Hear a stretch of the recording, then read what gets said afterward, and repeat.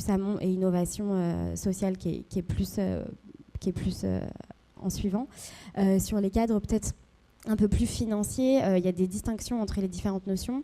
Ce qui est sûr, c'est que la R&D sociale, comme il y a une logique de production de connaissances et qu'on est un peu éloigné du marché ou de la société, entre guillemets, on va avoir des financements qui vont être spécifiques et qui sont potentiellement un peu moins concurrentiels des financements qu'on peut avoir pour l'innovation sociale, parce que l'innovation sociale, il n'y a pas de production de connaissances et on est un peu plus près du marché ou de la société. Et du coup, on va avoir des financements qui sont différents, mais qui peuvent être potentiellement un peu plus concurrentiels que ceux de la R&D sociale, mais ça s'explique. Et sur l'utilité sociale, j'ai pas oublié le bout de la question. Moi, c'est moins mes cadres, c'est moins mon expertise. Je parle plus d'innovation et de R&D. Mais ce qui est sûr, c'est que l'utilité sociale, elle est aussi définie dans la loi de l'ESS de 2014. Et c'est plutôt un espèce de critère de reconnaissance qui va venir encadrer, définir des activités économiques, mais ça va rien dire du degré d'innovation ou du degré de réponse aux besoins initiaux auxquels on s'attaque. Quelques repères rapides. Merci beaucoup, ça permet au moins de se donner un cadre commun. Et effectivement, le parallèle entre l'innovation sociale et la transformation sociale est assez intéressant, et je pense que ça doit résonner chez les porteurs et porteuses de projets. Vous, à partir de vos travaux, justement, comment on peut construire l'innovation sociale dans ces phases d'émergence ? Comment un projet qui est nourri par des valeurs arrive à structurer cette notion d'innovation sociale dans sa phase d'émergence, dans ses réflexions, avant même d'être dans l'opérationnel. Alors, nous, on a assez peu de projets très, très émergents, mais je peux vous parler un peu de manière un peu plus générale. Comment est-ce qu'on fait pour garder cette ambition de transformation, d'innovation sociale au fur et à mesure du développement de son projet ? Moi, je pense qu'il y a 3 points un peu essentiels à avoir en tête et sur lesquels il faut il faut être en capacité sur lesquels il faut se pencher quand on est dans ces approches-là. Un premier point qui est un peu global et peut-être qui vous paraît un peu basique et un peu pas très révolutionnaire, mais que je pense vraiment hyper important, c'est de sans cesse revenir au sens, en fait. De vraiment se reposer la question. En fait, si vous développez un projet, si vous avez une idée ou si vous avez l'envie de développer ce projet-là, c'est bien que pour vous, votre projet, il est utile, il sert à quelque chose. Et donc toujours de se redire, mais au final, à quoi est-ce que sert vraiment mon projet ? Qu'est-ce que je veux transformer en fait à travers le développement de mon projet ? Et avoir un peu ces questions en arrière-plan tout le temps, essayer de se les reposer et de les avoir un peu en mode garde-fou pour essayer de faire face aux contraintes économiques, techniques, budgétaires, administratives auxquelles on peut être face lorsqu'on développe son projet. Donc ça, c'est un premier point. Ensuite, il y a un deuxième point, je pense qu'en fait, le fait de faire de la coopération, c'est vraiment aussi un espèce de garde-fou pour garder cette ambition de transformation, cette ambition d'innovation, de réponse à un besoin de société. Donc la coopération, c'est un gros mot, c'est un grand mot, ça peut sembler très compliqué, etc. Mais en tout cas, derrière cette idée-là, c'est vraiment de se dire, en fait, il faut être en capacité d'avoir un pool d'acteurs de différentes natures, des collectivités territoriales, des chercheurs, des citoyens, des associations, etc., qu'on va pouvoir aller peut-être consulter, auxquels on va aller partager nos idées, potentiellement qu'on va mobiliser pour co-construire des choses. Mais je pense qu'en fait, le fait d'être dans de la coopération et de ne pas assumer tout seul ces éléments-là, ça peut aussi être très utile pour garder cette ambition de transformation et se créer les cadres pour y arriver. Et puis un dernier point qui est peut-être aussi un peu évident, mais je trouve que c'est important de se le redire, c'est aussi le fait d'accepter en fait, d'être dans des logiques d'expérimentation et d'être dans des logiques d'incertitude. Si votre solution elle était évidente, elle existerait déjà. Donc en fait, faut accepter d'être vraiment, d'être vraiment dans une logique où on va essayer des choses, on va faire des erreurs, on va ajuster, on va apprendre, et il faut se redire que c'est normal en fait de faire ça, et il faut accepter d'être dans cette dynamique-là. Et peut-être juste rapidement dire que pour faire ça, il y a la R&D sociale, ça peut être un outil qui peut être utile, parce qu'en fait, quand on s'inscrit dans une logique de R&D sociale, on a l'obligation de se projeter sur 3, 5, 10 ans, parce que c'est des transformations et des choses qui sont longues à mettre en place. Et donc, en fait, à travers la mise en place de cette méthode et de cette approche-là, on est obligé de venir vraiment formaliser qu'est-ce que je veux faire, comment est-ce que je veux le faire et pourquoi est-ce que je veux faire ça. Et donc, du coup, ça nous donne un peu cet objectif de formalisation et de poser les choses. Alors, c'est pas parce que c'est posé dans le marbre qu'on ne peut pas les faire évoluer, mais au moins, on est obligé de clarifier ce qu'on veut faire, comment on veut le faire, pourquoi on veut le faire. Et ça peut nous donner aussi un espèce de cadre de transparence et de dialogue avec nos partenaires, avec nos financeurs, sur le chemin qu'on a envie de prendre, là où est-ce qu'on a envie d'aller. Et ça nous donne un peu un horizon et une vision un peu à long terme. Et effectivement, alors tu parles de tester, expérimenter, garder le sens comme une boussole dans le montage de son projet et donner la part belle à la coopération dans l'émergence des projets. Souvent aussi, dans les phases de montage de projet, malgré la volonté de garder ces marqueurs comme des repères dans le montage de son projet, l'environnement et même les contraintes qu'on se met nous-mêmes, porteurs et porteuses de projets, sur les notions de rentabilité économique, viennent des fois percuter, mettre en tension l'éthique versus la nécessité de rentabilité des entreprises créées. Comment, du coup, on peut essayer de préserver cette ambition de transformation, cette ambition sociale, et notamment, est-ce que tu as des liens à faire avec les travaux que vous avez pu mener à Helix sur des outils que vous avez développés pour essayer de garder en fil rouge cette ambition-là? Ouais, effectivement, c'est un gros sujet. Comment est-ce qu'on peut trouver un équilibre entre survie économique de son projet et puis objectif sociétal maintenu? Moi, je pense qu'en fait, ce travail-là, il se joue à deux niveaux. Il y a un premier niveau qui est plutôt le niveau des porteurs de projets. En fait, je pense que quand on est porteur de projet, il faut se dire que de toute façon, les cadres de financement et d'accompagnement dans lesquels on va être mis, ça ne va pas être les cadres idéaux et ça va être compliqué. Et donc, il y a un peu cet enjeu de créer les cadres qui vont nous correspondre et ou potentiellement faire évoluer les cadres dans lesquels on nous met. Donc ça, c'est, je pense, un des premiers éléments.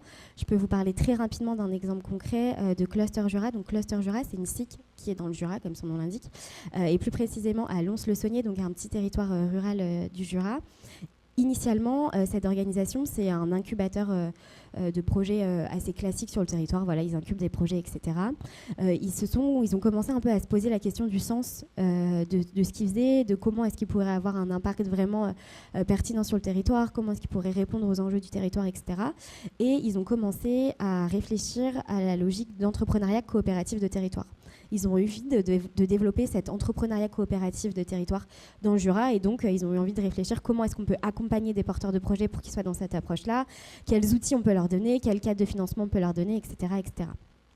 Et donc pour faire ça, en fait, ils se sont inscrits dans une démarche de R&D et ils ont construit le cadre qui leur permet de développer et d'expérimenter cet entrepreneuriat coopératif de territoire.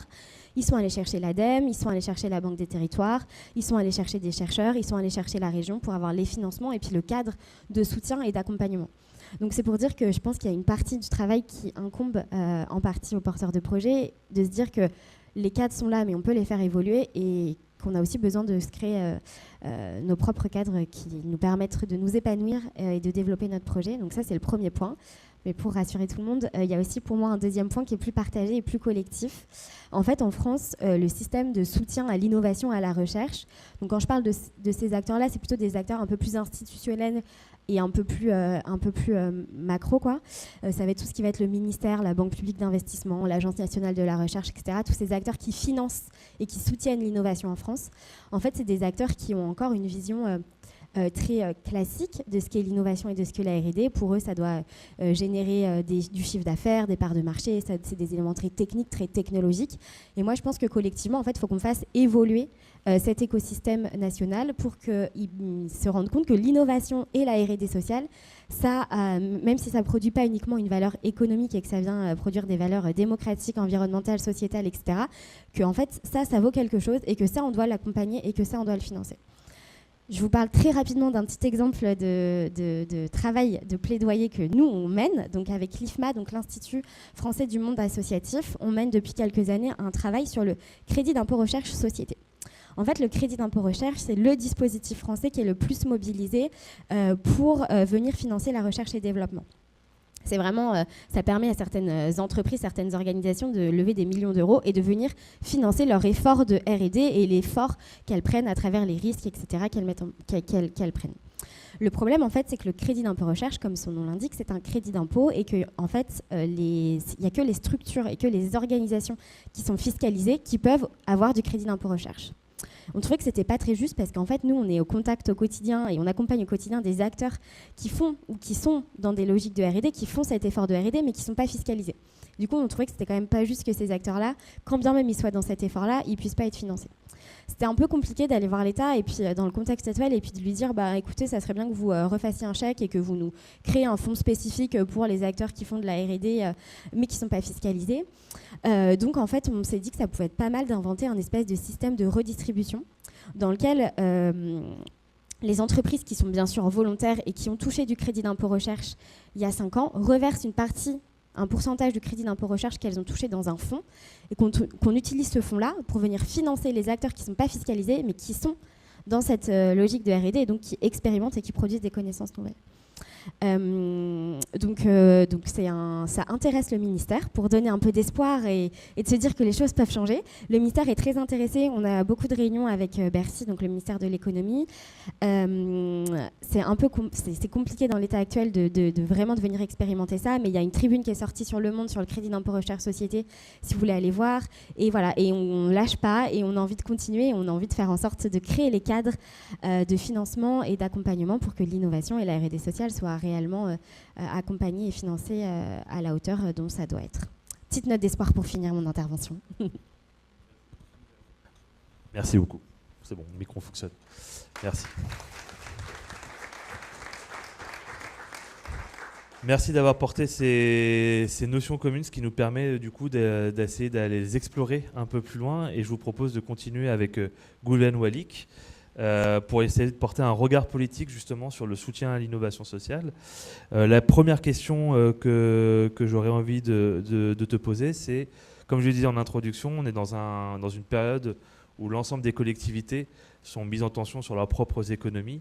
Et comment aujourd'hui, dans ce contexte budgétaire et politique contraint, comment est-ce qu'on peut continuer à financer, comment financer l'innovation sociale reste un défi pour les collectivités, notamment pour la région Bretagne.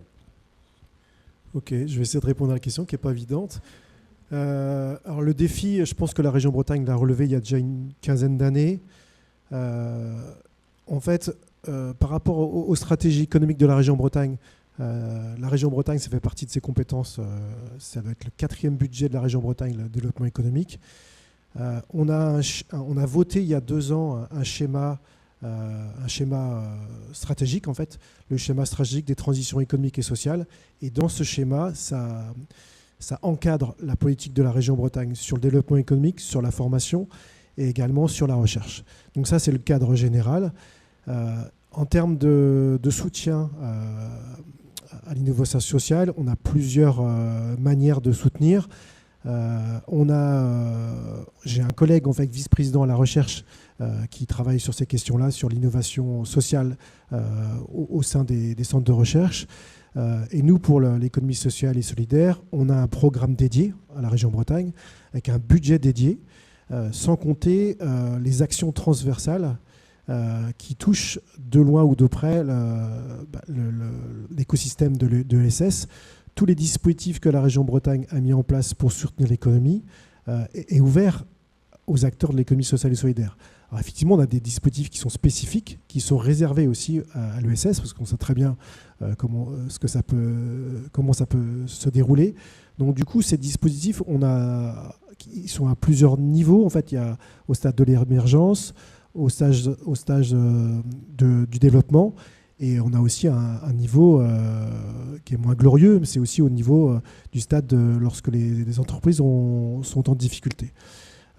Ce budget dédié à l'ESS, il y a aussi un budget qui est dédié aussi à l'économie circulaire, un programme dédié en fait, avec un budget dédié. Et donc on regarde aussi, il y a des dispositifs spécifiques pour les entreprises qui sont dans le recyclage ou dans la réutilisation. Et donc du coup, en plus de ce programme dédié à l'ESS, on a un programme sur l'économie circulaire qui vient aussi soutenir une partie des acteurs de l'ESS. Donc ça, c'est la manière dont on fait pour relever ce défi. Après, ce que je disais en introduction, c'est qu'au sein de l'achat public de la région Bretagne, nous, on a créé Brézachat. En fait, c'est une centrale d'achat sur l'achat public pour en fait développer aussi au sein du schéma des achats responsables d'avoir des critères sociaux et des critères environnementaux, des pondérations assez élevées pour qu'en fait on puisse orienter l'économie bretonne. Pas que l'économie sociale et solidaire, c'est toute l'économie bretonne, c'est l'ambition. C'est-à-dire qu'on a des clauses notamment sur la RSE, on a des clauses égalité hommes-femmes qui vont au-delà des acteurs de l'ESS en fait. Et donc du coup ça, entre guillemets, oblige les acteurs de l'économie dite classique, j'aime pas trop ce mot-là, à prendre un autre chemin. Ce que le projet de la région Bretagne, c'est que ce que l'ESS insuffle en Bretagne, ça puisse essaimer sur l'économie classique. Et donc du coup, on voit apparaître un peu partout en Bretagne dans différents domaines. Je vais parler des 2 domaines que je connais le mieux, c'est l'agriculture. On voit des structures qui changent de statut. Dans les 5 dernières années, on a vu des structures, des entreprises dites classiques qui sont transformées en SIC ou en SCOP, avec des salariés qui deviennent administrateurs des structures. Et donc du coup, le changement de système s'opère à l'intérieur de l'économie classique. Et ça, la région Bretagne l'encourage et le soutient du coup. Alors sur les soutiens, on a également, par rapport à l'innovation sociale, la région Bretagne accompagne et soutient financièrement l'ensemble de l'écosystème de l'ESS en Bretagne, donc l'écosystème CRES, Pôle, TAG, plus les structures type URSCOP, CAE ou Sigal. En fait, on a, dans notre programme dédié, on a aussi des lignes budgétaires dédiées en fait, au soutien de structures. Effectivement, la question aujourd'hui, c'est la contrainte budgétaire. Hein. Nous, on a vu notre budget baisser de 40 millions à peu près. Donc du coup, donc sur l'ensemble de la Bretagne, hein, sur un budget de 2 milliards d'euros. Donc du coup, il a fallu qu'on fasse des choix difficiles. Donc tous les vice-présidents de la région Bretagne se sont réunis et, en fait, pour définir des priorités. Et parce que ce qu'on finançait par le passé, c'est pas devenu moins prioritaire, mais à un moment donné, il a fallu donner des règles de priorité. Et c'est aussi pour ça qu'on a besoin d'avoir des critères. Sur les marchés publics, on a des critères, mais sur les aides aux entreprises, on a des critères aussi. Donc du coup, on nous dit qu'il faut simplifier administrativement. Mais non, en fait, il faut mettre des critères clairs, compréhensifs, pour qu'en fait, les choix qu'on fait soient compris. Du coup, les choix avec des critères sociaux, environnementaux, égalité homme-femme, ce sont ces critères qu'on développe avec aussi de la coopération avec d'autres collectivités, parce qu'on regarde ce que font les autres. Hein. On a vu que la région Aquitaine, notamment, a des règles d'éco-conditionnalité des aides qui sont inspirantes. Nous, on essaye de s'inspirer de ça. On a vu que, par exemple, Rennes Métropole aussi pour les aides aux entreprises, il y a une espèce d'autodiagnostic des entreprises pour évaluer en fait leur impact social, environnemental au sein de leur écosystème. Donc c'est des conditionnements en fait, d'aide qui sont de plus en plus forts parce qu'en fait on a de moins en moins de budget. Donc du coup on est obligé de prioriser et c'est ce qu'on essaye de faire dans notre stratégie globale pour soutenir l'économie. Merci, pardon, il y a toujours un petit temps de mise en route du micro. Donc effectivement, oui, c'est intéressant de voir que dans ce que tu nous apportes, que la question du soutien, elle n'est pas forcément directement que sur les projets en eux-mêmes, mais on est bien sur un triptyque entre les projets, l'écosystème qui permet de faire émerger les projets et aussi les choix politiques de soutien des politiques prioritaires, notamment avec ce que tu évoquais sur Braze Achat. Et justement, du coup, on évoquait que depuis ce matin, enfin depuis l'introduction, que la Bretagne a quand même cette image de terreau propice à l'émergence de projets de l'ESS, à l'innovation sociale. Comment, selon toi, on arrive, enfin en tout cas les collectivités, alors ça peut être la région Bretagne bien évidemment, mais tu peux aussi donner ton avis sur les autres échelons des collectivités. Comment on arrive dans les années à venir, dans ce contexte effectivement contraint, à maintenir en Bretagne cette image ? Alors, c'est une question intéressante. Alors, je vais pas la détourner, mais j'étais au congrès mondial de l'ESS à Bordeaux. Et donc du coup, Région de France m'avait fait un programme en fait. Donc j'ai suivi le programme et là j'étais en contact direct avec mes homologues des autres régions. Et là, j'ai vu qu'il y avait un gouffre. Moi, je ne m'étais pas rendu compte de ce gouffre-là, habitant toujours en Bretagne, entre la région Bretagne et les autres régions. Le premier gouffre, c'était déjà l'importance du soutien à l'économie sociale et solidaire dans les autres régions. Alors, je voyais des régions qui ont des budgets qui font 10 fois le nôtre et qui ont un soutien à l'économie sociale et solidaire qui est plus faible que nous. Donc, j'étais assez surpris. Après, j'ai posé des questions sur l'écosystème. Donc, ils ont tous une crèche, mais est-ce qu'ils ont des pôles? Est-ce qu'ils ont des tags? Rien de tout. Enfin, ils n'ont pas cet écosystème. Ils ont des dispositifs d'accompagnement, mais ils n'ont pas de structure de proximité. Pas tous, en tout cas. Donc, j'étais surpris par rapport à ça. Et pour revenir à la question, au sein de la région Bretagne, il y a une stratégie régionale ESS. Donc, du coup, on se réunit avec les acteurs de l'ESS. Donc, les collectivités, les acteurs publics et privés sont autour de la table pour définir des priorités. Et donc, du coup, on retrouve d'autres collectivités que la région Bretagne. On retrouve l'État aussi qui est bien présent, mais on retrouve aussi des départements, comme l'Ille-et-Vilaine qui est moteur par rapport aux d'autres départements en région Bretagne. On retrouve Rennes Métropole, Brest Métropole. On trouve des acteurs, des collectivités qui ont compris l'intérêt de l'ESS en Bretagne et qui viennent soutenir et orienter. En fait, ce n'est pas tout de financer, c'est aussi d'avoir aussi un regard sur les orientations qu'on peut donner. Donc, du coup, on définit les priorités sur les filières stratégiques pour nous. Et c'est vrai que sur les filières stratégiques, on retrouve un fil rouge qu'on a, nous, à la région Bretagne, c'est de travailler sur la relocalisation de l'économie et aussi travailler sur une économie qui n'est pas délocalisable. Et avec tout ce qui est derrière sur la décarbonation de l'économie, on voit bien aujourd'hui, avec ce qui se passe au Moyen-Orient, c'est qu'à un moment donné, il faut avoir des stratégies globales. Et il faut aussi avoir, dans les stratégies économiques de transition écologique, on a aussi la question énergétique.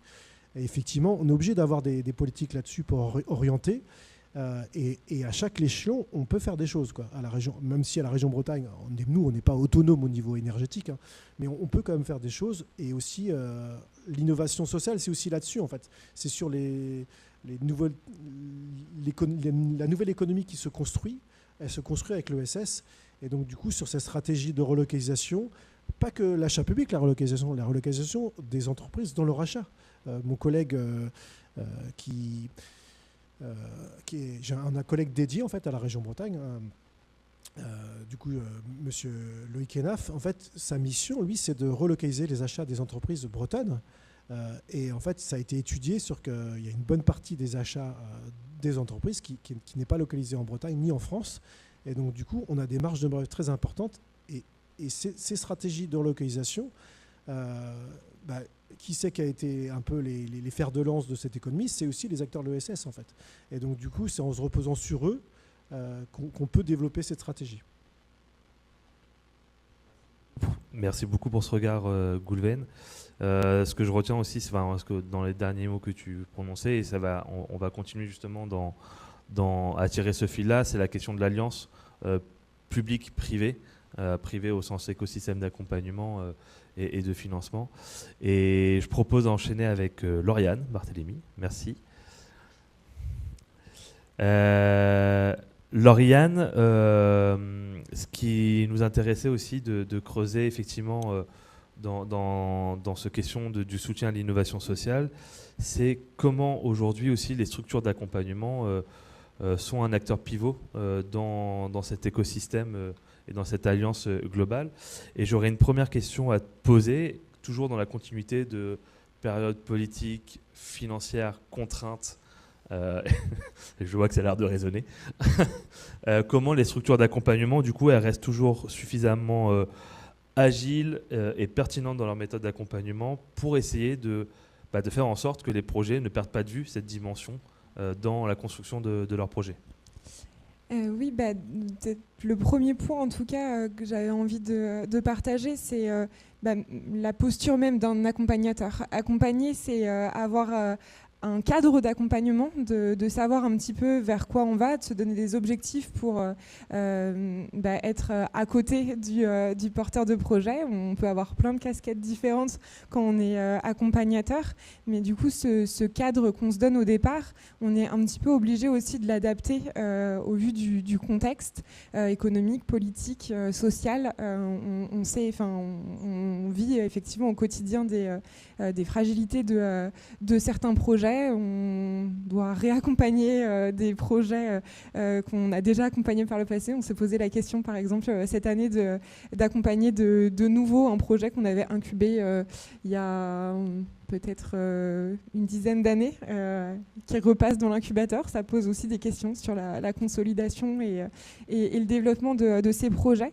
Mais du coup, dans cette période de turbulence, on est obligé de l'adapter, ce cadre. Nous, aux Écosolis, c'est passé par un re-questionnement sur nos parcours et notamment sur plutôt l'aspect de développement. On a un dispositif qui a été lancé en 2021-2022 qui s'appelle l'accélérateur, qui est un accompagnement au changement d'échelle. Donc c'est toujours, il existe toujours, on accompagne encore des entreprises dans ce développement, mais on a bien vu là sur les dernières années qu'on avait moins de candidatures, que les projets étaient beaucoup plus fragiles et que du coup notre cadre d'accompagnement ne correspondait vraiment pas au projet de SS derrière. Et du coup, on réfléchit à changer. Donc là, cette année, on a fait pivoter un petit peu cet accompagnement-là. Et en parallèle, on lance par exemple un dispositif plutôt autour de la consolidation, donc qui correspond plus à une phase un petit peu plus amont d'un projet qui est déjà lancé, mais qui n'a pas encore trouvé complètement son modèle économique. Et ça, on le fait avec évidemment les autres acteurs de l'accompagnement, à commencer par France Active en complément aussi du DLA. Mais donc ça, on a su s'adapter face au retour qu'on avait directement sur nos dispositifs. Et après, dans cette adaptation, d'où nous vient un petit peu les échos, etc. Aux Écosolis, comme je le disais rapidement en me présentant, on est à la fois un acteur de l'accompagnement, mais on est avant tout un réseau.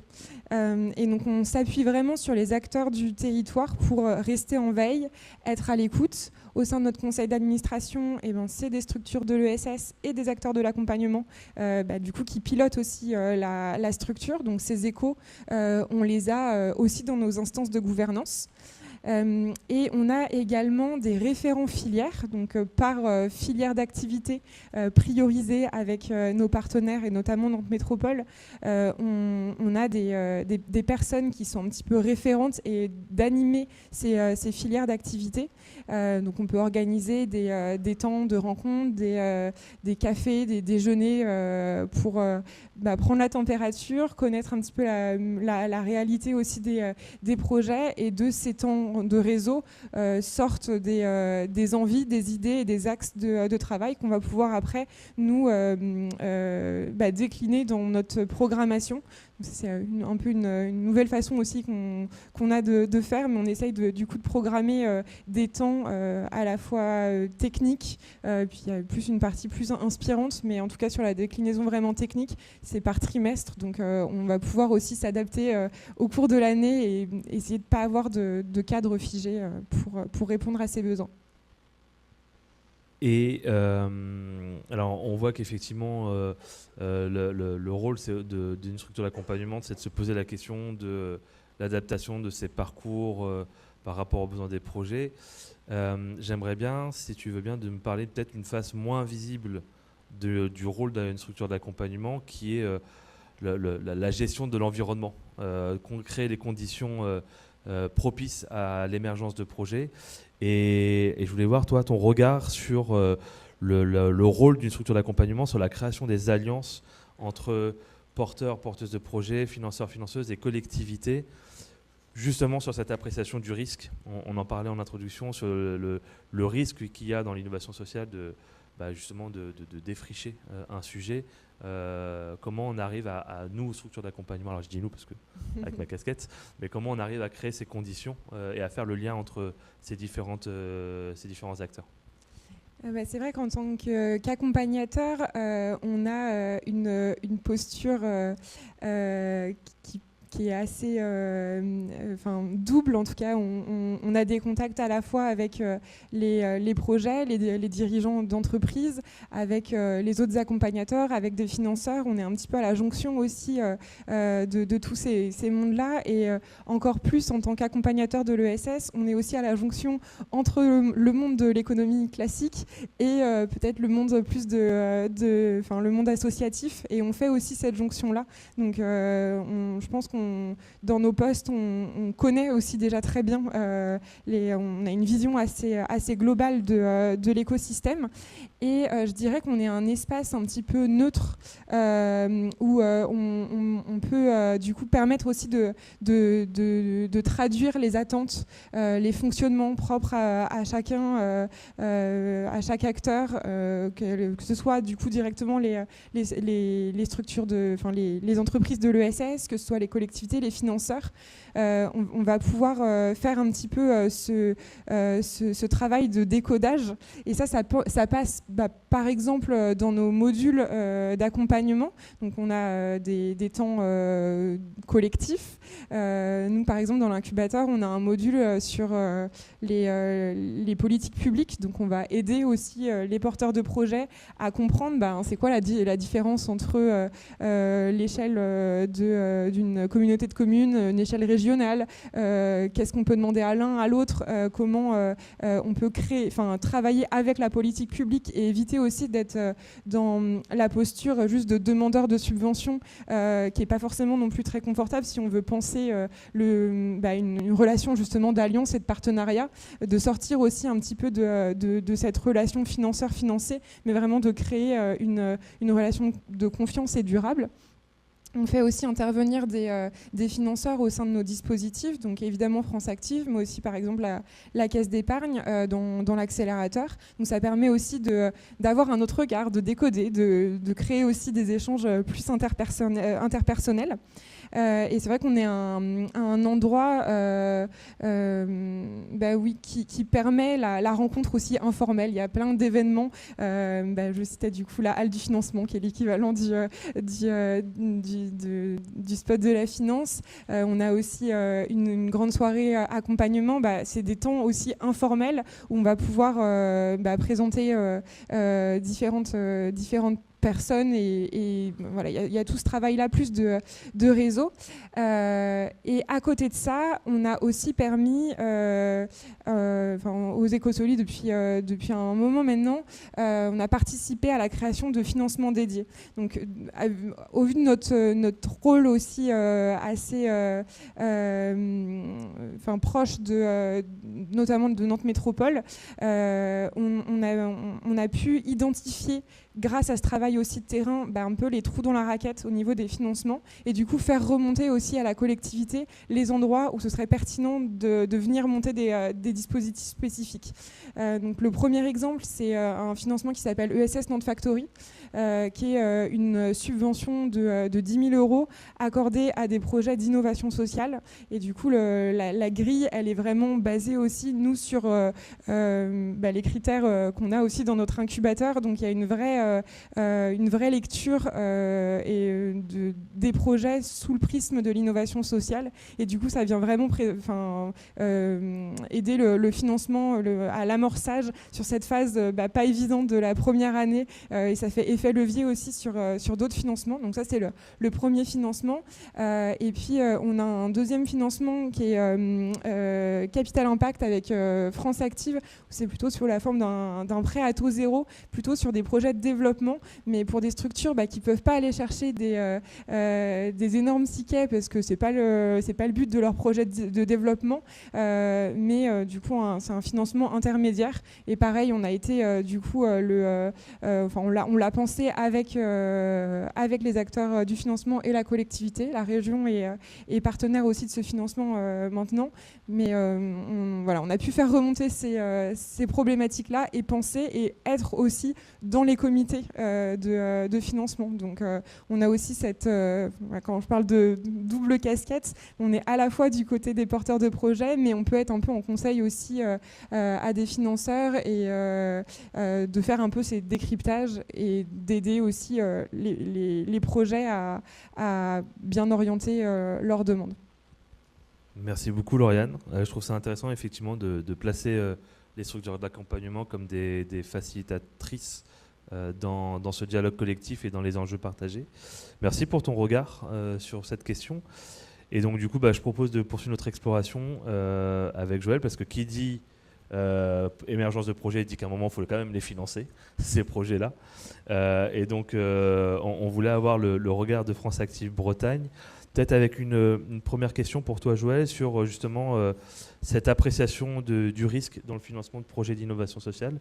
Comment aujourd'hui, quand on étudie ces demandes de financement, comment on évalue cette notion du risque ?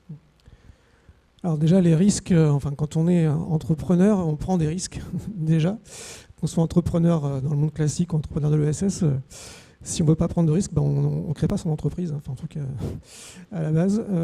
Et donc, risque pour soi-même, risque pour son entourage aussi, pour sa famille, pour ses soutiens. Effectivement, quand on crée une boîte, on prend des risques. Après, il y a aussi les risques par rapport aux partenaires qui peuvent vous soutenir. Et puis, il y a le risque que prend le prêteur, au final, le financeur. Alors évidemment, selon le type de financeur, l'approche est différente, sinon il n'y aurait pas cette diversité d'acteurs sur les territoires.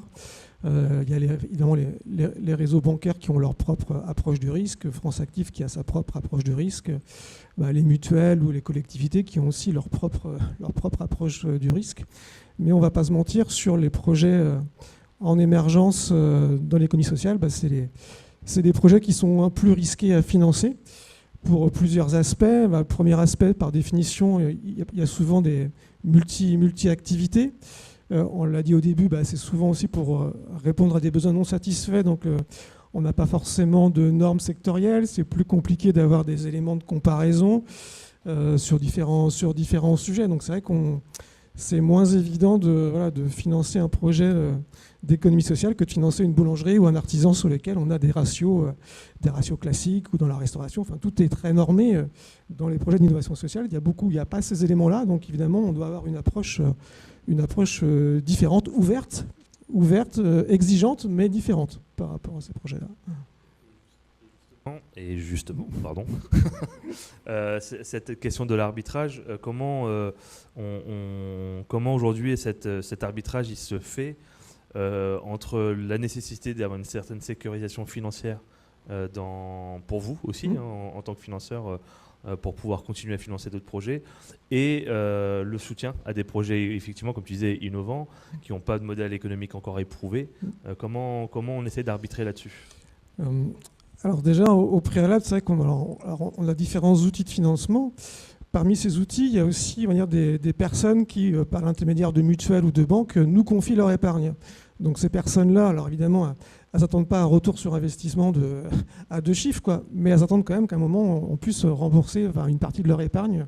Donc on est quand même, il y a quand même des personnes qui nous confient de l'argent indirectement, et donc on utilise cet argent pour financer des projets. Donc c'est déjà la première approche.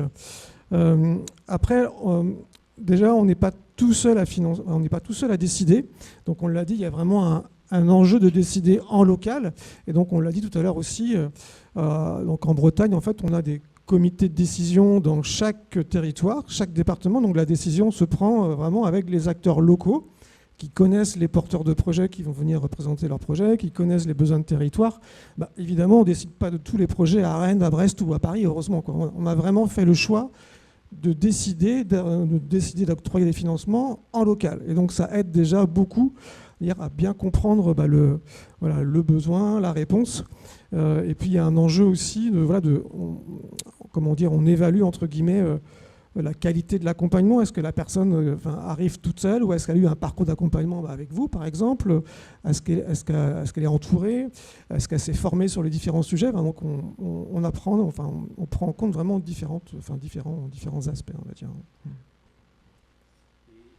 Justement, pour poursuivre cette réflexion, comment aujourd'hui on peut arriver à faciliter le financement? Quels sont les leviers qu'on peut mettre en place pour faciliter le financement de ces projets, que ce soit des financements publics, privés ou des modèles hybrides qui va aller chercher les deux?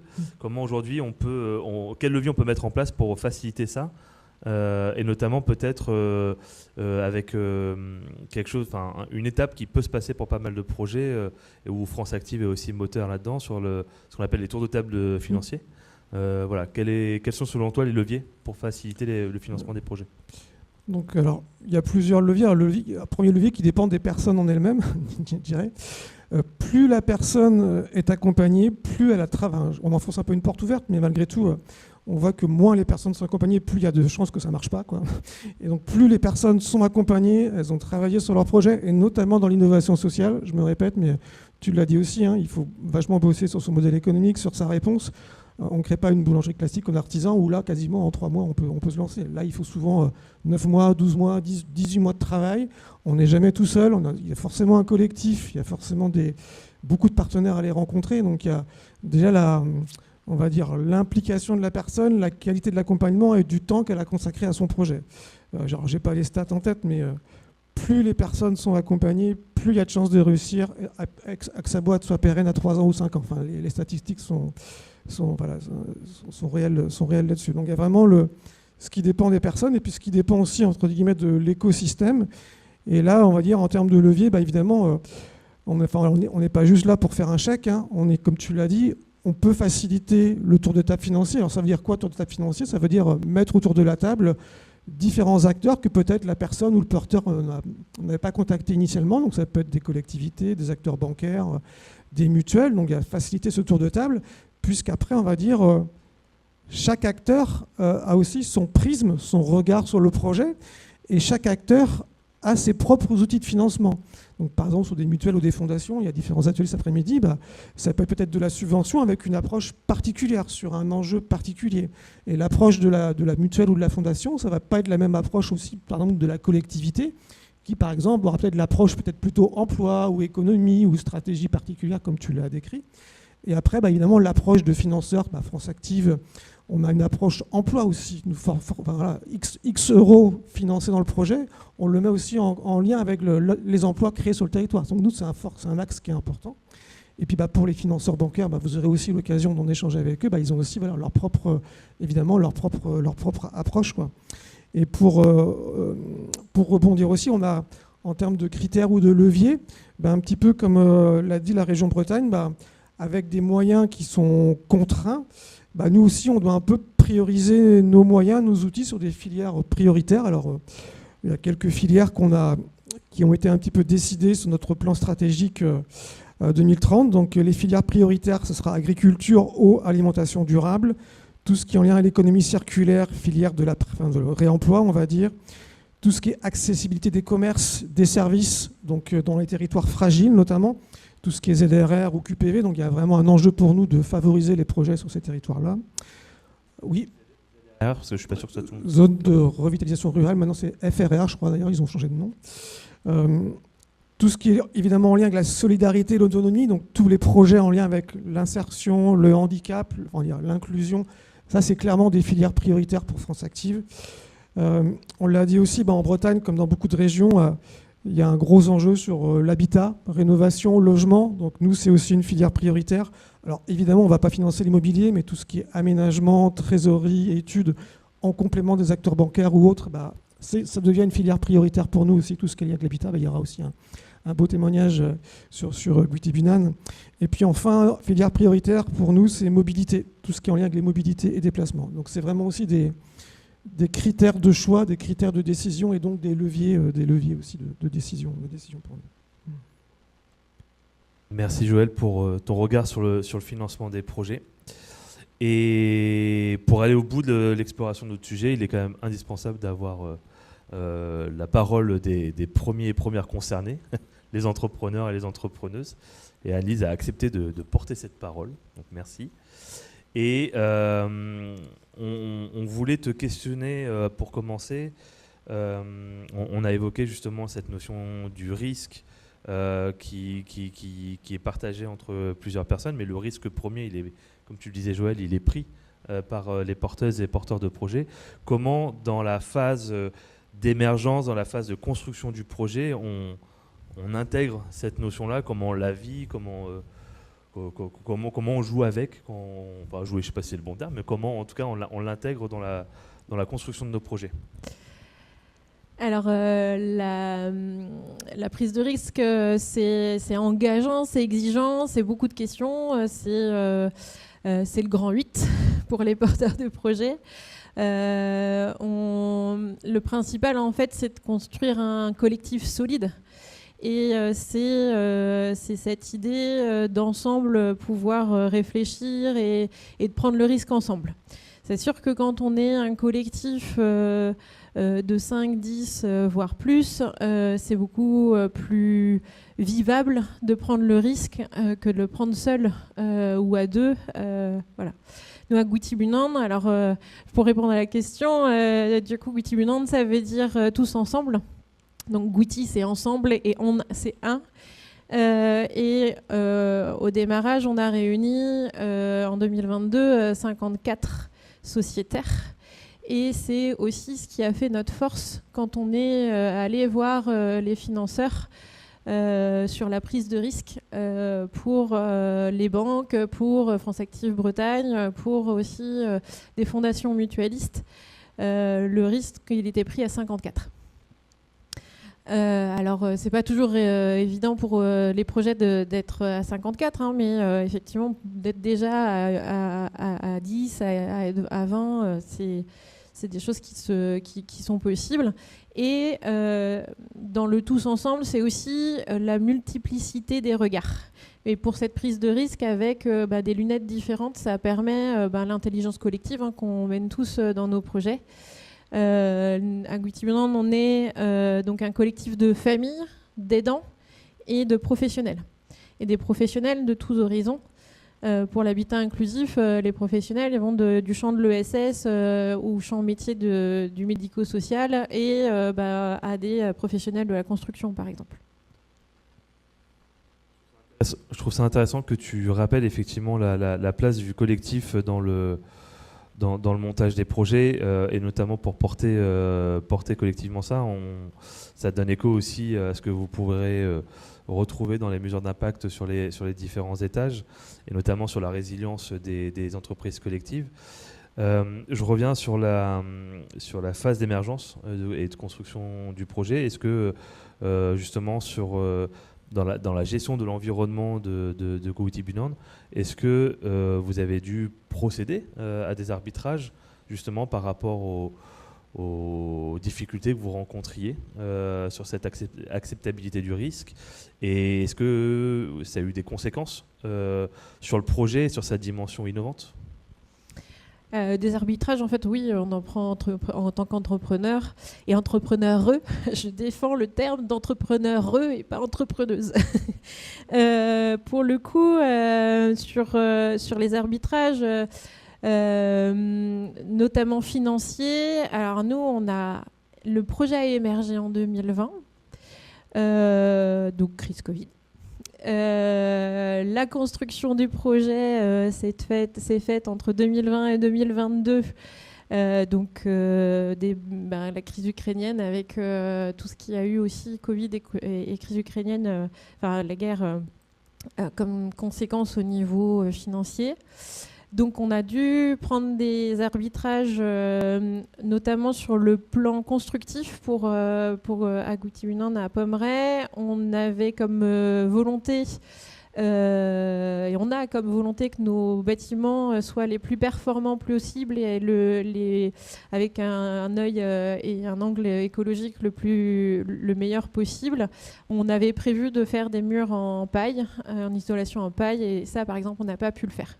Donc cet arbitrage, c'est le type d'arbitrage qu'on a dû prendre parce que une entreprise, quand elle construit ce type de bâtiment, elle ne peut pas être en autoconstruction, donc on ne pouvait pas aller chercher les bottes de paille à Pommerais comme on l'avait imaginé dans notre idéal du départ, et de les monter nous-mêmes, ça c'était pas possible. Et quand on passe par une entreprise, ça multiplie les chiffres et plus les contextes financiers. Voilà. Donc ce type d'arbitrage, on a dû le prendre. Par contre, on ne voulait pas, et ça, c'était inconcevable de rogner sur l'efficacité de l'isolation. Donc on a trouvé en fait on a fait des compromis. Tout en restant avec notre idée d'enveloppe d'isolation la plus performante possible, pour le regard écologique du terme, mais aussi parce qu'on pense à nos habitants derrière. Et ce sont des publics fragiles qui ont très peu de moyens financiers. Et donc pour le coup, l'impact énergétique pour eux a une forte importance. Et c'était, c'est juste des critères sur lesquels on rogne pas à Goutibunon, mais comme quand on est dans nos projets d'innovation sociale non plus. Sur le plan politique, sur les arbitrages, on a très peu, on fait pas ou peu de concessions en fait. C'est notre ADN, notre engagement, mais c'est tous nos projets d'innovation sociale. Et on est, allez, j'ose le terme des guerriers, et on y va. Et c'est aussi ce qui nous engage, et c'est ce qui fait aussi l'innovation sociale. Nous, par exemple, on a fait ce choix, c'est un choix politique du collectif, de ne pas passer par des bailleurs sociaux sur nos projets. Pour une des raisons, la raison principale, en fait, c'est que nos bénéficiaires, ce sont les enfants des parents fondateurs, ce sont les enfants ou les parents de nos sociétaires, et qu'en fait, le besoin, il est réel et il est tout de suite, et qu'on a beaucoup plus d'agilité sur notre modèle économique à porter ou à être en collaboration avec des constructeurs plutôt que effectivement des modèles de bailleurs sociaux qui mettent 6 à 8 ans à émerger, et pour le coup malheureusement ça répond à un besoin réel sur le territoire, mais pas aux besoins de nos bénéficiaires. Et après, sur l'idée d'arbitrage éthique, le troisième point que je voulais aborder, c'est que là encore, les arbitrages sont assez clairs pour nous. Une commune qui viendrait vers nous, un collectif qui viendrait vers nous pour monter un projet d'habitat inclusif, mais avec un terrain ou un bâti qui serait trop éloigné d'une commune, même s'il nous est mis à disposition ou qu'il y a une cession faite à la SIC, on ne prendrait pas cette sollicitation-là.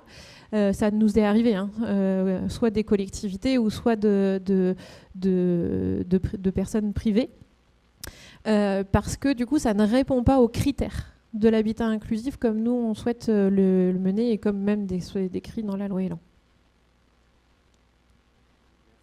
Merci pour ton retour d'expérience. Je trouve que ça fait le lien aussi avec les propos de Jade en introduction sur la notion d'expérimentation, de maintien du sens et de coopération. Et justement, j'aimerais une dernière question, si tu le veux bien, pour tirer ce dernier fil sur la coopération. D'avoir ton regard sur quel est le rôle en tant qu'entrepreneur ou entrepreneureux, du coup je retiens, sur leur rôle justement dans cet écosystème de coopération. Est-ce qu'aujourd'hui, les porteurs et porteuses de projets, c'est une dimension qu'on doit intégrer dans les missions de nos structures?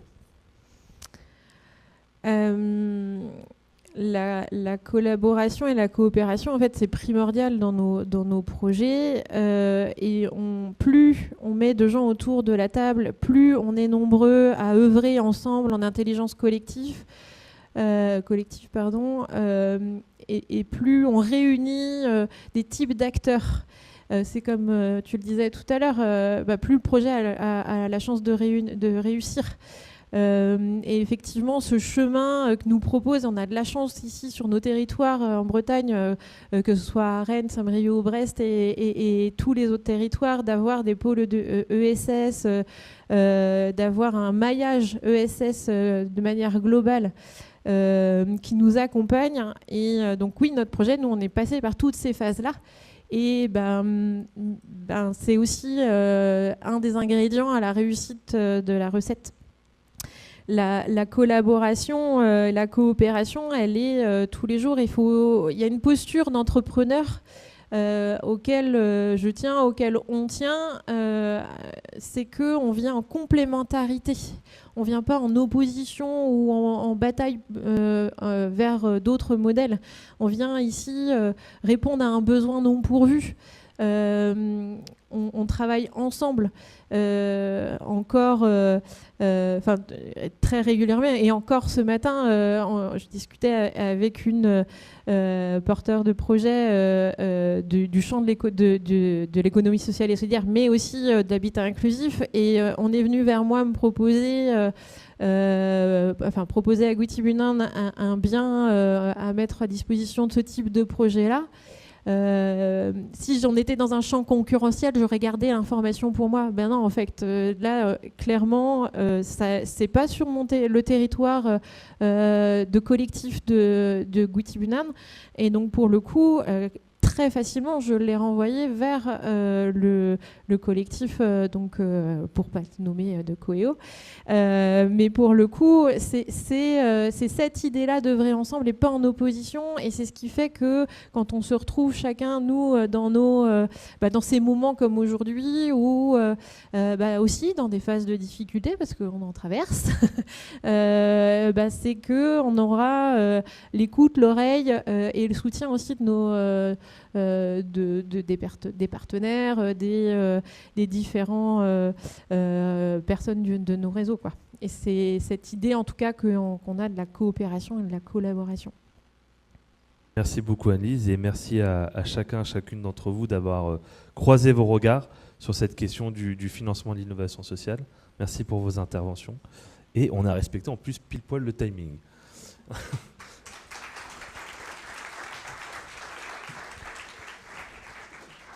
Et je vous propose du coup maintenant de passer à un temps d'échange, toujours dans cette question du financement de l'innovation sociale, sur les questions de risque, d'alliance et de cadre favorable au financement de ces projets. Est-ce qu'il y a des questions que vous souhaitez poser à nos différents et différentes panélistes ?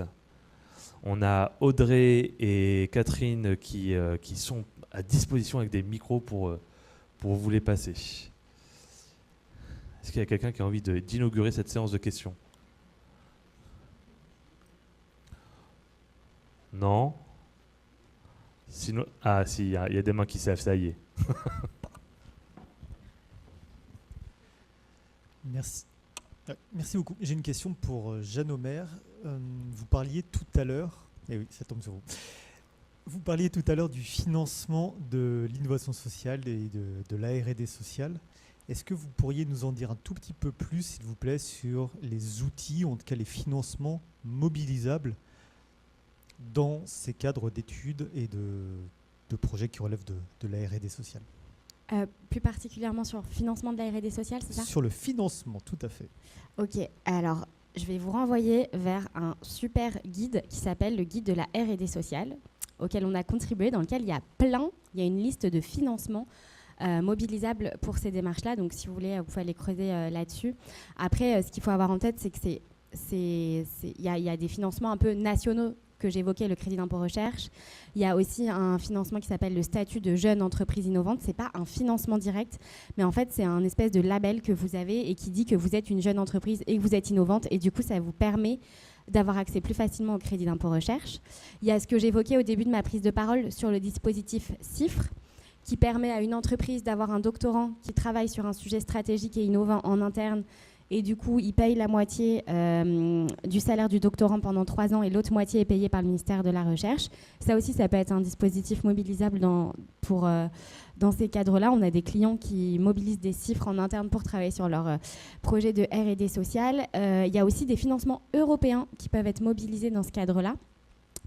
Et je sais que, en tout cas, région Nouvelle-Aquitaine, je ne sais pas, vous, région Bretagne, mais nous, en région Nouvelle-Aquitaine, on a des financements spécifiques sur la R&D. Nous, on a été les chercher, même si c'était initialement des financements R&D classiques. On a réussi à les avoir pour faire de la R&D sociale. Et après, il y a des financements aussi au niveau un peu plus local, dans certaines collectivités. Et j'oubliais qu'il y a des agences d'État, type l'ADEME, etc., qui ont aussi des appels à projets spécifiques fléchés à R&D sociale. Je sais qu'il y a aussi l'AGFIP sur le sujet de l'inclusion qui a des financements spécifiques aussi sur ce sujet-là. Alors, conclusion, il y a plein de financements dans tous les sens, à différents niveaux, et je vous renvoie vers le guide de la R&D sociale si vous voulez avoir vraiment le détail de tout ce qui existe. Je vais peut-être compléter la réponse. En fait, à la région Bretagne aussi, on a un dispositif spécifique entre le service ESS et le service de recherche en Bretagne. On a un appel à projet qui s'appelle Recherche et Société, qui, malgré les contraintes budgétaires, on l'a maintenu en fait sur les prochaines années, et ça permet de soutenir en fait des projets innovants de recherche en fait. C'est plutôt des projets de recherche-action, par contre, qui sont financés. Il y avait une question là, ouais, merci. Bonjour et merci de la qualité de ces échanges. Moi, je représente avec ma voisine le projet de la coopérative funéraire du pays Dinan, pays de Rance. D'abord, je voudrais faire un témoignage et ensuite, j'avais une question. Alors, il se trouve que c'était la même que Monsieur Plantard, mais du coup, j'en ai une deuxième. Pour les porteurs et les porteureux, effectivement, le début d'une création de projet, c'est les montagnes russes. Je vais dire d'abord au niveau financier. Moi, j'avais une question sur le financement public. Donc nous, à la coopérative, on a la chance de bénéficier depuis peu, alors c'est pas complètement acté, mais c'est en cours, du Fonds de confiance de France Active. Et le témoignage, il vient de là, c'est de dire que vous avez parlé tout à l'heure de l'intérêt d'être suivi par multiples structures. Donc le TAG, nous, à Dinan, France Active, ça peut également être avant-première, puisque moi je le connais aussi au niveau personnel. En tout cas, ces structures, elles ont, au-delà de l'intérêt de pouvoir créer du financement, de faire un diagnostic.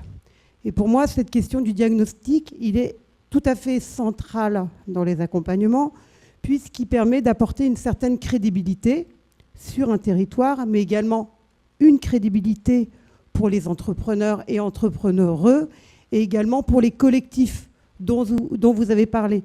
Et en fait, pour moi, c'est vraiment le tissage entre toutes ces choses qui est important dans un projet. Maintenant, j'avais une question plus spécifique.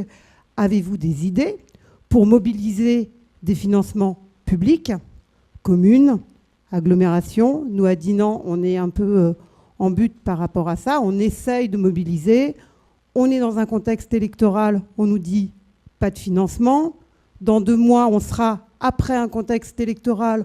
On nous dira c'est trop tôt, pas de financement.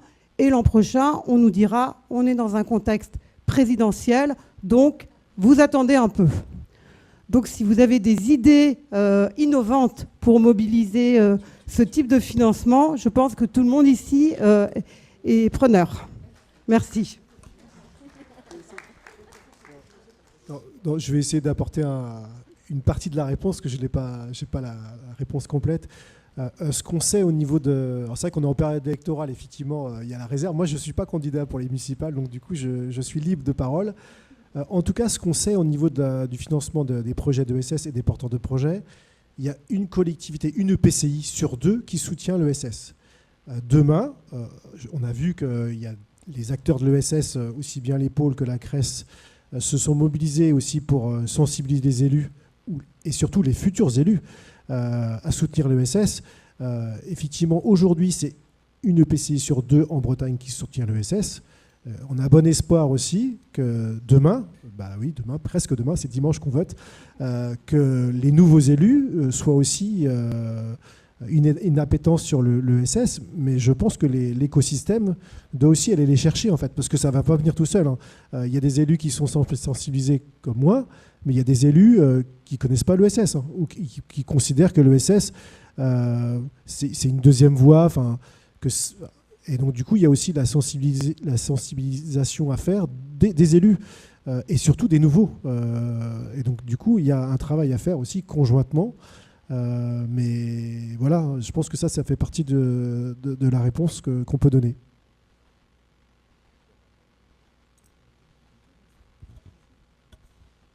C'est juste en complément, en fait, sur le fonds de confiance émergence, la région est cofinanceur. Donc, en fait, voilà, donc là, on a quand même la chance aussi d'être en Bretagne avec donc Région Bretagne, puis Caisse des dépôts qui cofinancent une partie de ce dispositif, parce que on est très très peu de régions en France à avoir ce dispositif-là. Donc voilà, on a quand même cette chance-là. Alors ça résout pas tout, mais c'est un appui quand même. Je rebondis sur... vas-y, on complète. Juste pour compléter, vu qu'on est en situation de contrainte financière, la région Bretagne, elle a fait un choix assez clair. En fait, le bénéficiaire final des aides de la région, le porteur de projet, l'agriculteur, le citoyen, en fait, les baisses budgétaires, on a fait en sorte que ce soit impacté le moins possible. Donc du coup, on a dû faire des choix difficiles. Par exemple, sur l'économie classique, les CCI, par exemple, ou les chambres des métiers, elles ont vu leur budget baisser de manière assez significative. On a fait un choix, nous, à la région Bretagne, les structures de proximité, comme les pôles, ne soient pas impactées par la baisse budgétaire, pour en fait que le bénéficiaire final, le porteur de projet, ne soit pas impacté. C'est ça la stratégie qu'on suit par rapport à cette baisse budgétaire. Je rebondis juste sur le propos de Goulven. Vous pouvez retrouver sur les réseaux sociaux de la CRES et des groupements le plaidoyer qui est sorti justement dans cette phase de période électorale municipale. Il y a un plaidoyer qui a été co-construit sur l'appui de rencontres avec les partenaires, de discussions aussi avec des élus sortants et des élus candidates et candidats. Donc vous aussi, sur le portage de vos projets, vous pouvez porter ce plaidoyer auprès de vos collectivités qui, du coup, définiront les EPCI de demain. Donc, vous pouvez les retrouver sur les réseaux sociaux, notamment sur celui de la CRES. Est-ce qu'il y a d'autres questions pour nos panélistes ? Alors, moi, j'ai peut-être un complément à apporter en tant que porteur de projet. On a un grand rôle aussi d'acculturation. On essuie les plâtres de tout. Et on crée des cases. C'est engageant, encore une fois, exigeant. Mais nos propos positifs, nos propos qui amènent à un moment donné à s'engager des pouvoirs publics, le fait d'être dans le positif et d'être dans la culturation globale, de ramener vers nos pôles ESS, la CRES, en tout cas nos structures ESS, c'est aussi leur donner aux EPCI qui sont pas prises, qui font pas partie, qui sont pas engagés, d'aller s'engager. Et c'est comme ça que ce maillage-là aussi, on a aussi un rôle à jouer là-dedans.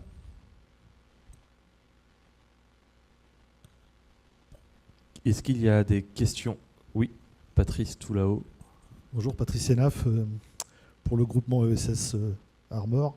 Petit complément d'info, c'est des millions d'euros, des dizaines de millions d'euros qui sont aujourd'hui dans l'écosystème, dans les comptes en banque de structures de l'ESS. Hein, c'est par dizaines, moi j'ai calculé à l'échelle du pays de Saint-Brieuc, c'est énorme. Je trouve que cet argent-là, il pourrait être mobilisé pour aller inciter, pour stimuler, pour garantir des projets. Et ça, j'en parle depuis maintenant 10 ans, ça fait 10 ans que je suis à la tête de Richesse. On n'a toujours pas réussi à le faire, et ça m'inquiète en fait.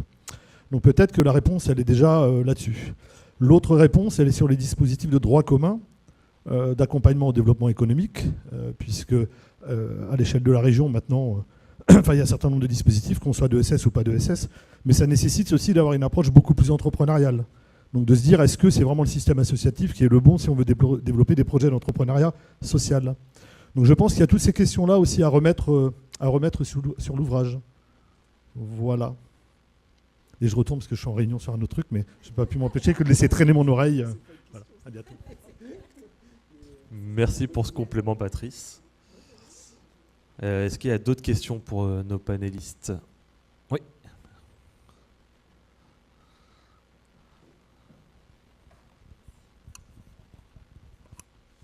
Bonjour, merci pour vos interventions et puis le curieux et monde de l'ESS qui est très intéressant.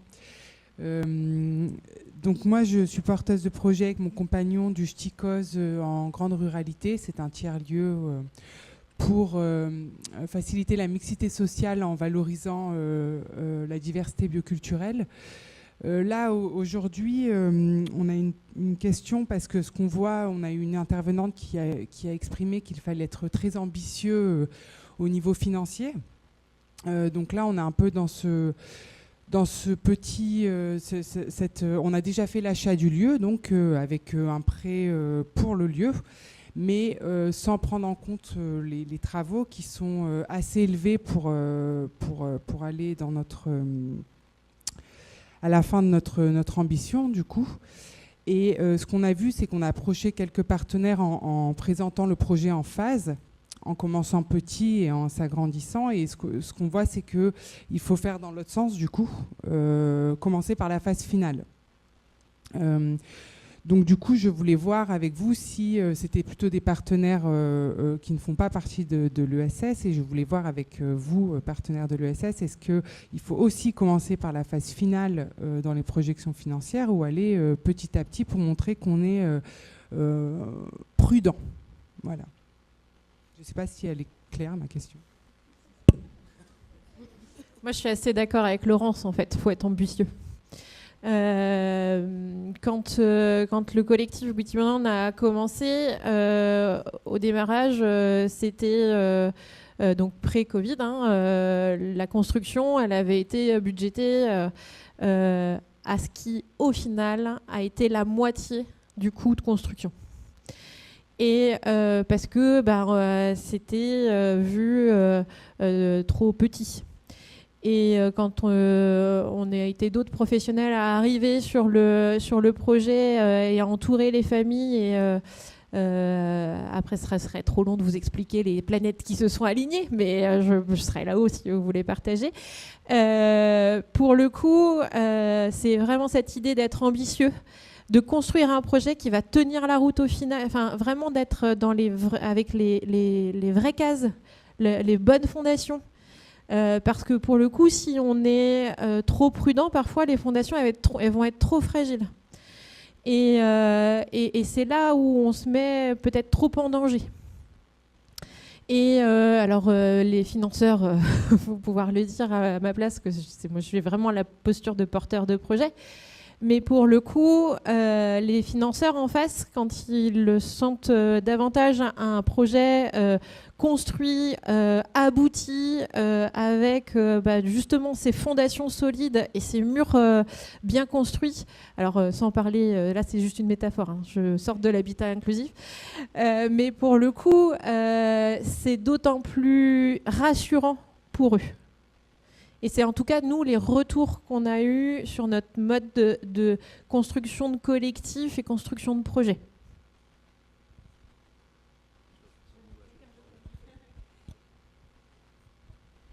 Effectivement, sur cette question, alors là en plus c'est un projet immobilier, donc ça vient poser encore une complexité en tout cas de projet qui est présente forcément. Mais effectivement dans les accompagnements, je pense que ce qui est important c'est de poser l'ambition, et l'ambition aussi au regard du problème social qu'on cherche à résoudre. Nous, dans tous nos accompagnements, en tout cas, on vient vraiment re-questionner ce projet social et gratter un maximum pour arriver à la colonne vertébrale aussi du projet et réussir du coup à se projeter effectivement dans quelque chose qu'on souhaite effectivement ambitieux, parce qu'on est face aussi à des problématiques qui méritent qu'on soit ambitieux aussi. Je pense que dans les profils aussi peut-être des entrepreneurs dans l'ESS, il y a souvent un engagement qui est aussi de l'ordre émotionnel, engagé. On a peut-être l'habitude aussi d'être engagé par ailleurs, et il peut y avoir aussi un tabou sur l'argent ou sur le coût réel de la valeur qu'on crée. Et donc ça, pareil, dès le départ, on pousse à poser les coûts réels, quitte à re-questionner à certains moments. Et on sait que, notamment en termes de salaire, oui, il va peut-être falloir faire des concessions à certains endroits. Mais je suis assez d'accord aussi avec le fait de savoir en tout cas vers quelle direction on va, même si ça nécessite forcément de phaser et d'être aussi dans des phases de tests et on l'a déjà dit plusieurs fois, mais il y a un effet de montagne russe qui est forcément présent aussi, mais de savoir en tout cas vers où on va et vers où on va aussi en collectif, au-delà de sa personne individuelle. En tout cas, dans la manière dont j'aime bien accompagner, c'est aussi questionner la place de l'entrepreneur dans le projet et du coup l'ambition qu'il dépasse aussi forcément, puisque si demain vous n'êtes plus dans les projets, on veut quand même que le projet tienne la route parce qu'il répond à des besoins du territoire, donc ça vous dépasse aussi. Donc c'est un petit peu toutes ces notions-là, en tout cas, je trouve qui viennent se questionner derrière la question de l'ambition, au-delà du montant et du budget. C'est aussi le cap vers lequel on va, et parfois dans les montages, effectivement, il vaut mieux être en tout cas pousser les curseurs pour pas avoir de mauvaises surprises aussi.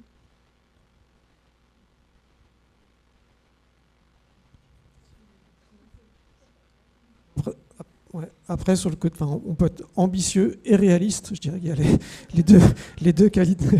Les deux qualités sont importantes, et parfois l'écueil que l'on voit nous sur les projets, c'est que notamment, alors on rentre vraiment dans le côté business plan, modèle éco, mais c'est le côté trésorerie en fait. Souvent le volet trésorerie est sous-estimé ou pas estimé, et dans beaucoup de projets il peut y avoir des subventions de diverses natures, des subventions européennes qui vont aboutir dans X temps, et souvent il y a une grosse faiblesse sur les projets parce que cette notion-là n'a pas du tout été bien abordée, et donc si on démarre son projet déjà avec une trésorerie qui n'est pas suffisante, en fait on va rapidement avoir des gros soucis. Donc voilà, ambitieux et réaliste, mais voilà, ça demande aussi un travail sur le modèle économique, sur le budget prévisionnel, et se projeter à 3 ans, à 5 ans. Si vous montez votre projet, c'est pour aussi en vivre, c'est pas pour être bénévole pendant 5 ans et pas partir un salaire. Donc voilà, il y a plusieurs qualités à avoir du coup. Dans économie sociale et solidaire, il y a économie. Clairement, la viabilité de nos projets, elle est essentielle, puisque notre utilité sociale, elle est grandement tournée vers l'humain. Et en fait, si on n'assure pas ça, cette viabilité et ce réalisme, derrière, finalement, tous nos efforts auront été vains, parce qu'on ne va pas réussir à obtenir et à aller jusqu'au bout du projet. Donc oui, le côté économie est hyper important.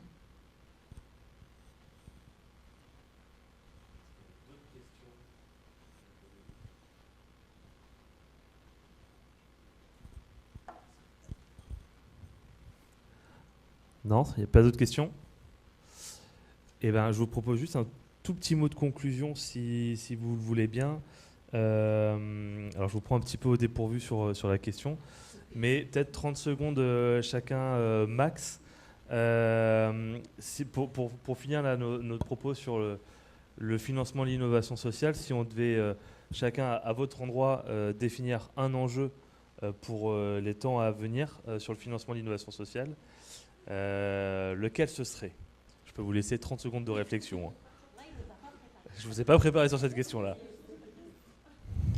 Quel serait l'enjeu prioritaire, selon vous, sur le soutien à l'émergence de l'innovation sociale dans les années à venir? Sur le financement, du coup, un peu, on peut parler du financement ou pas? Moi, je vais redire un peu ce que j'ai dit lors de mon intervention, mais parce que je pense qu'en fait, c'est comme ça qu'on va faire bouger les choses et qu'on va transformer les choses et qu'on va avoir un vrai cadre pour avoir des financements et pour pouvoir accompagner correctement l'innovation, la R&D sociale, etc. Moi, je pense qu'il faut que collectivement, on fasse bouger les cadres actuels qui régissent l'accompagnement et le financement de l'innovation et de la R&D en France.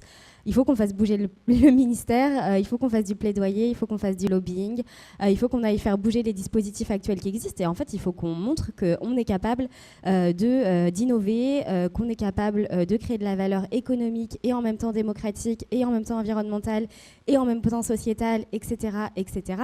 Et en fait, il faut qu'on élargisse la vision de ces acteurs-là sur ce qu'est l'innovation et sur ce qu'est la R&D. Et je pense que c'est à nous collectivement de porter ça et de le faire.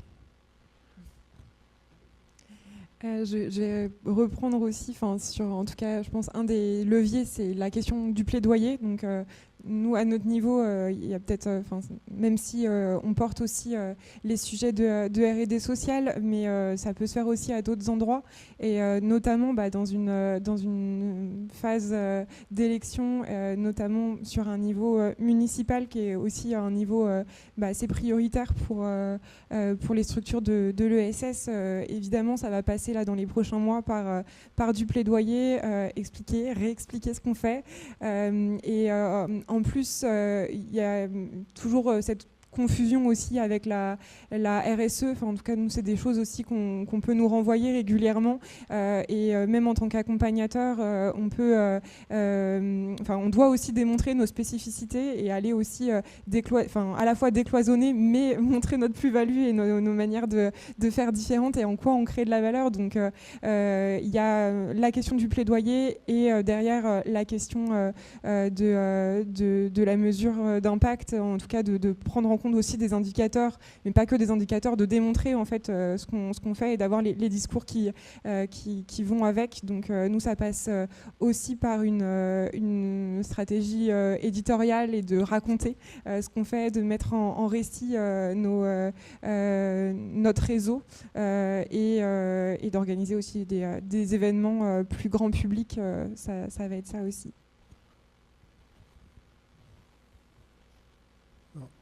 Pour nous, l'ESS, en fait, c'est un projet politique. Il vient pas de nulle part. Et en fait, c'est important de porter ce projet, notamment pour continuer à faire du lien social. La région, elle a sanctuarisé en fait, des budgets en fait, pour ne pas baisser sur la culture, le sport et les langues de Bretagne. Ce n'est pas un hasard, c'est parce que ça fait du lien social. Et dans un temps où en fait, on a une montée des populismes ou des conservatismes, de porter le projet politique de l'ESS, c'est d'autant plus important. Et effectivement, toutes les familles politiques ne regardent pas de l'ESS de la même manière. Il y en a qui ne la connaissent même pas ou qui la rejettent. Effectivement, c'est un projet politique, l'ESS. Donc, du coup, c'est une manière aussi de voter, quelque part, de porter l'ESS. J'allais dire, bon, allez voter. Il y a le droit de réserve. Moi, je ne suis pas politisée, donc je peux dire... pour le coup, donc un enjeu... l'enjeu que je nommais tout à l'heure, c'est la culturation. En fait, c'est de continuer ça. Alors au-delà du ça fait partie du plaidoyer, mais c'est pour compléter les propos. C'est cette acculturation qu'effectivement on va devoir reprendre là avec les nouveaux élus, mais il y en a aussi qui restent. Donc ça va, c'est pas si ardu. On reprend pas tout à zéro. Mais en tout cas, l'enjeu c'est de créer des nouvelles cases, puisqu'on n'existe pas. On est de l'innovation sociale. Et d'aller continuer à essuyer les plâtres et continuer avec notre bâton de pèlerin. Et comme de plus en plus, quand même, on est, nous, acteurs de l'ESS, pris en compte, je trouve, quand même. Que la place des entrepreneurs de l'ESS s'agrandit. Il faut être positif quand même. Et qu'on est quand même sur un territoire hyper fertile. Voilà, il n'y a pas de raison pour que ça ne pousse pas, quoi.